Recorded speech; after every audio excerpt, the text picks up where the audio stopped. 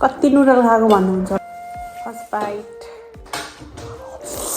Guys मलाई चाहिँ एकदमै खोकी लागेको छ कोल्ड एन्ड कफले भेटेको छ आई वाज एक्सपेक्टिङ योपालि चाहिँ मलाई खोकी भेटेन यत्रो चिसोमा काम गर्दा पनि भनेर चाहिँ बसिरहेको थियो भेटिँदा हाल्यो त्यही भएर चाहिँ दिस इज माई मेडिसिन यो चाहिँ दुध र हल्दी हालेर बनाएको best medicine for cold and cough हजुरहरूलाई पनि खोकी लागेको छ भने चाहिँ यसरी बनाएर खानुहोस् होला म बुझ्दै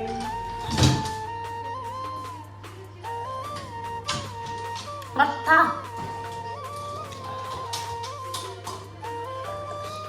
यस्तो भएर आउँदाखेरि चाहिँ यस्तो तातो हल्दी र दुध खानुपर्छ होइन आनन्द आउँछ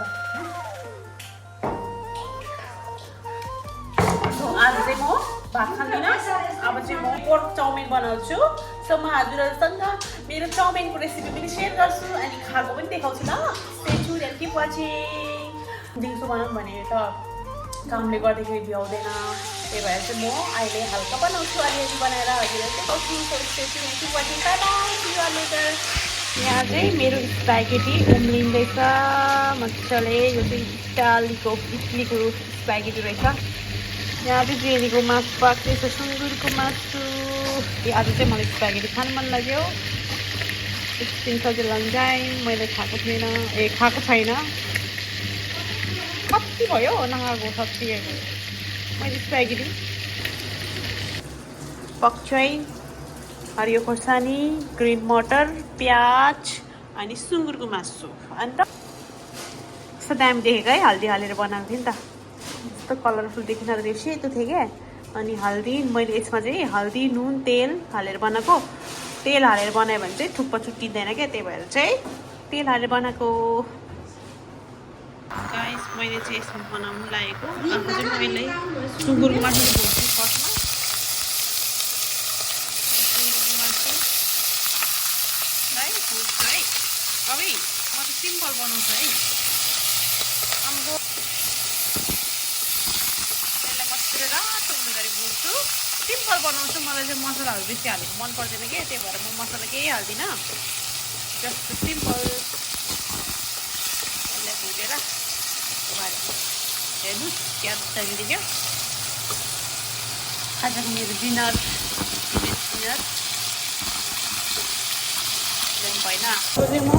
प्याजले हालिदिन्छु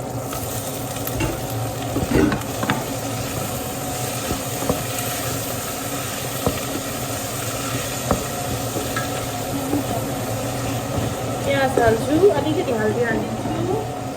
हल्दी है सिम्पल वे सिम्पल तरिका सिम्पल बनाउनु थुप्पो बनाउनु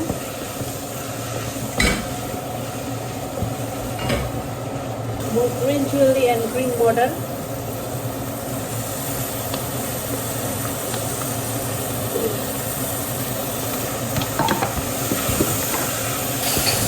टाइमबाट राति भएर त्यति राम्रो देख्दैन अब यसमा स्वास्थ्य झोल हाल्नुपर्छ गाइस मैले चाहिँ यति पानी हालिदियो आफूलाई जति चाहिने त्यति पानी हालिदियो अब चाहिँ यसलाई मजाले उमाल्नु दिनुपर्छ उमालिसकेपछि म पक्चो हालिदिन्छु यहाँ छ काटेर राखेको अलिकति होइन मैले अस्ति किनेर ल्याएको थिएँ क्या मार्केटबाट अनि खानै नभ्याएर कुहिनु लागेको छ नि हो मेरो पक्चो यता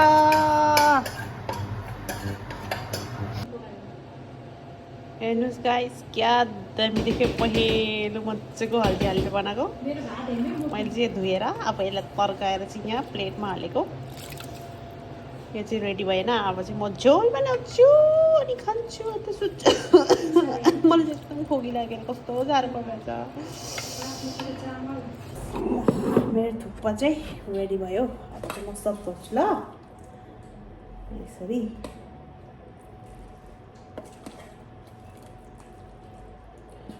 चिसो चिसो मौसममा तातो तातो थुक्पा मलाई चाहिँ यस्तो ग्रिन हरियो साग सब्जी सबै मिक्स गरेर बनाएर खाएको एकदम मनपर्छ थुक्पाको झोलमा चाहिँ हेर्नुहोस् मेरो थुक्पा टिम्बुको आधा हाल्छु अन्त माथिबाट यसरी हालिदिन्छु खान्छु ल अब खान्छस् टिम्बुको आधा खान्छु ल म के भन्छ डल्ले खोर्सानी टोक्छु अब म खान्छु ल के अरे चपस्टिकले खान्छु गाइस म यस्तो उयो गर्छु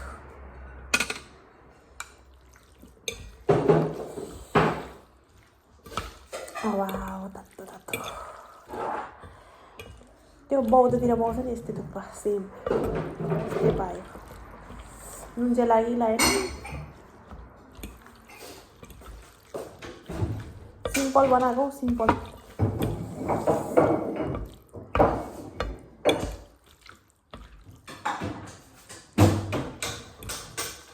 कति नुडल खाएको भन्नुहुन्छ होला है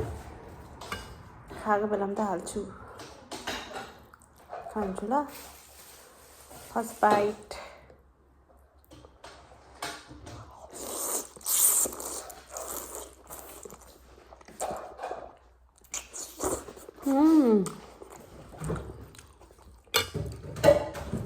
मिठो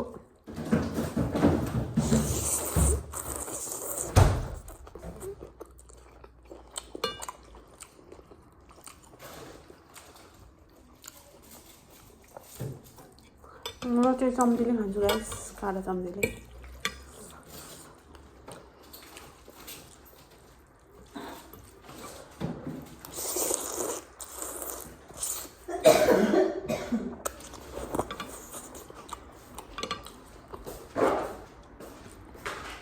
थुक्पा खान्छस् जेनी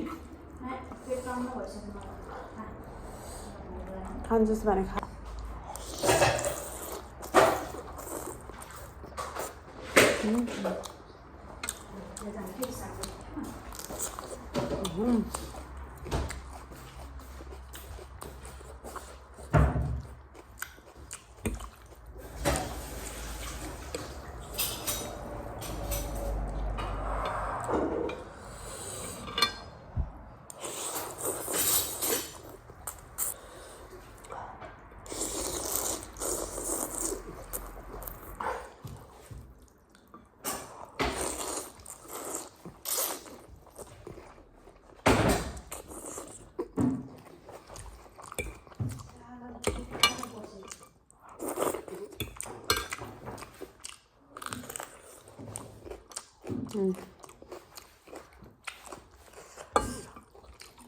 Yum.